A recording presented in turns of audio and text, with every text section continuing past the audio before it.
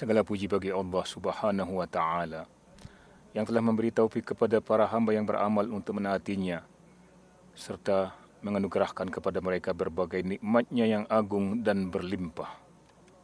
Aku bersaksi bahawa tidak ada Tuhan yang berhak disembah selain Allah semata. Tiada sekutu baginya, yang Maha Esa dalam kesempurnaan dan keagungan.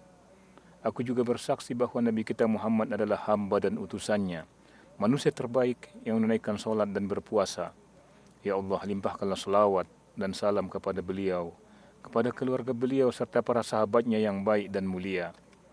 Amma ba'd, bertakwalah kepada Allah Subhanahu wa Ta'ala, niscaya Dia akan meninggikan derajat kalian, menghapus dosa-dosa dan melipat gandakan pahala kalian.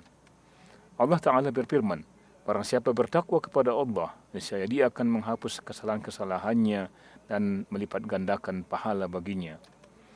Di antara nikmat yang paling agung adalah ketika Allah Tabaraka wa Ta'ala menganugerahkan kepada seorang hamba kesempatan untuk bertemu 10 hari terakhir bulan Ramadan.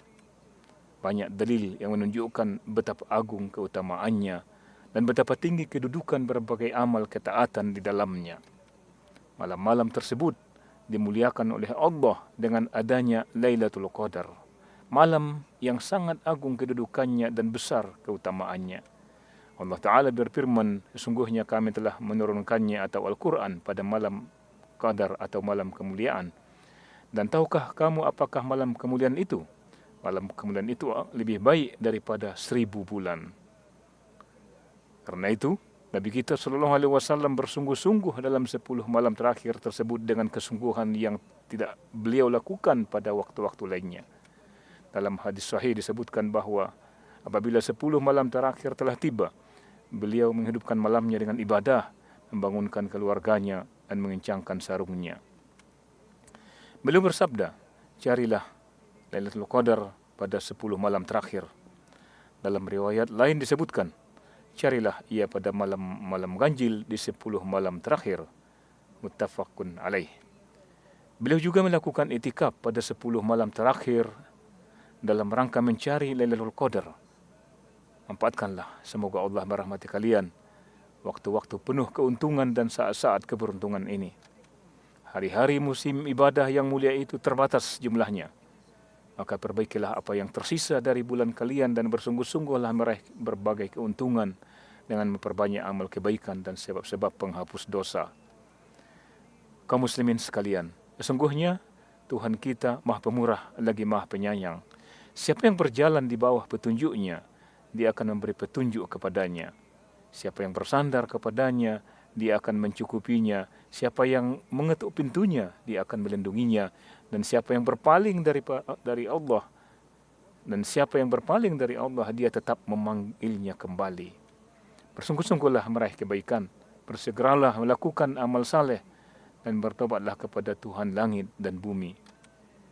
Nabi SAW bersabda, barang siapa menegakkan solat pada malam Lailatul Qadar dengan iman dan mengharap pahala, nescaya diampuni dosa-dosanya yang telah lalu.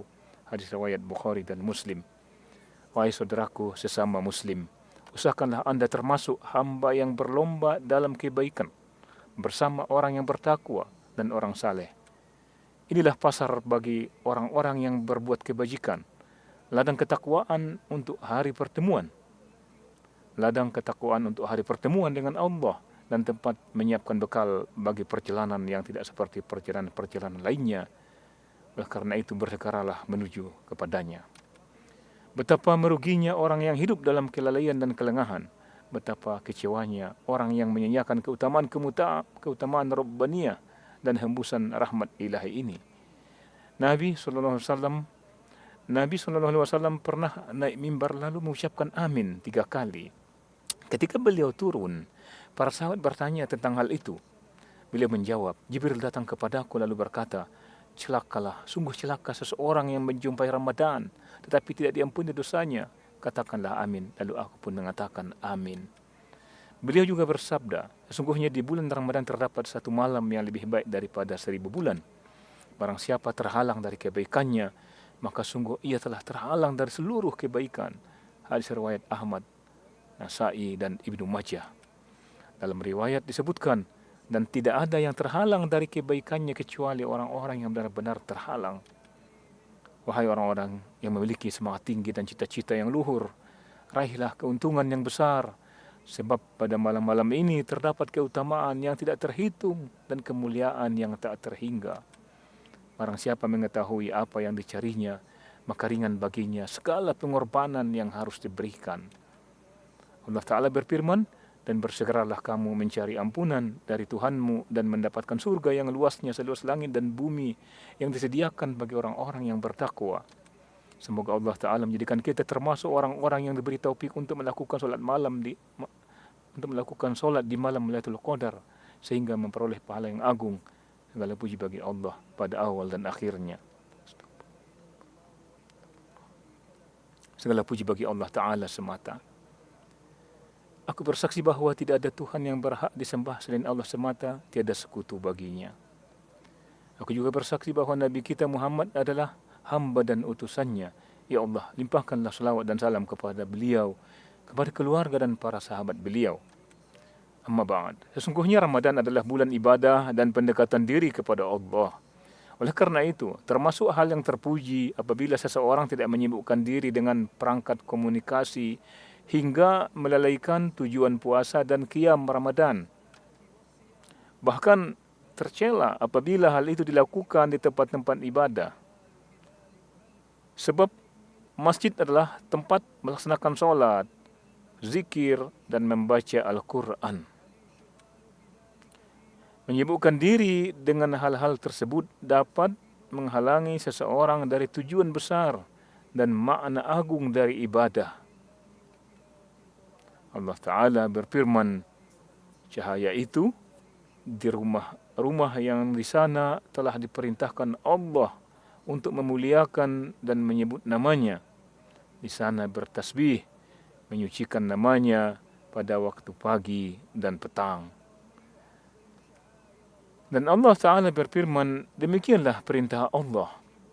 Dan barang siapa mengagungkan syiar-syiar Allah, maka sungguhnya hal itu timbul dari ketakwaan hati. Wahai hamba-hamba Allah, di antara amal yang paling utama adalah memperbanyak selawat dan salam kepada Nabi kita Muhammad sallallahu alaihi wasallam. Ya Allah, limpahkanlah selawat, salam dan keberkahan kepada beliau serta ridholah para sahabat dan keluarga beliau. Ya Allah, ampunilah kaum muslimin dan muslimat baik yang masih hidup maupun yang telah wafat. Ya Allah, karuniakanlah kepada kami kebaikan di dunia dan kebaikan di akhirat, serta lindungilah kami dari azab neraka. Ya Allah, peliharalah negeri kami dan negeri-negeri kaum muslimin dari segala keburukan dan mara bahaya. Ya Allah, kami memohon kepadamu untuk negeri ini keamanan yang melimpah dan keselamatan yang terus-menerus, serta bagi seluruh negeri kaum muslimin. Ya Allah, lindungilah kami dari kejahatan orang-orang jahat, dari tipu daya para pendosa, serta dari berbagai bencana yang datang di malam dan siang hari. Wahai yang maha agung lagi maha mulia, ya Allah, satukanlah kalimat kaum muslimin di atas kebenaran dan petunjuk. Satukanlah barisan mereka dan libatkanlah kekuatan mereka. Wahai Zat yang maha kuat lagi maha perkasa. Ya Allah, peliharalah dan berilah taufik kepada pelayan dua masuk suci dan putra mahkota. Jadilah engkau penolong dan pendukung bagi mereka. Ya Allah, berilah taufik kepada seluruh pemimpin kaum muslimin kepada segala hal yang membawa kebaikan bagi rakyat mereka. Ya Allah, terimalah amal kami, berilah kami taufik untuk melakukan ketaatan dan berlomba-lomba dalam kebaikan. Ya Allah, turunkanlah hujan kepada kami. Ya Allah, turunkanlah hujan kepada kami. Ya Allah, turunkanlah hujan kepada kami. Ya Allah, limpahkanlah kepada kami hujan. Ya Allah, turunkanlah hujan kepada kami dan negeri kaum muslimin. Ya Allah, limpahkanlah kepada kami hujan, wahai yang maha pemurah, maha kaya dan maha terpuji. Semoga selawat dan salam selalu tercurah kepada Rasulullah sallallahu alaihi wasallam.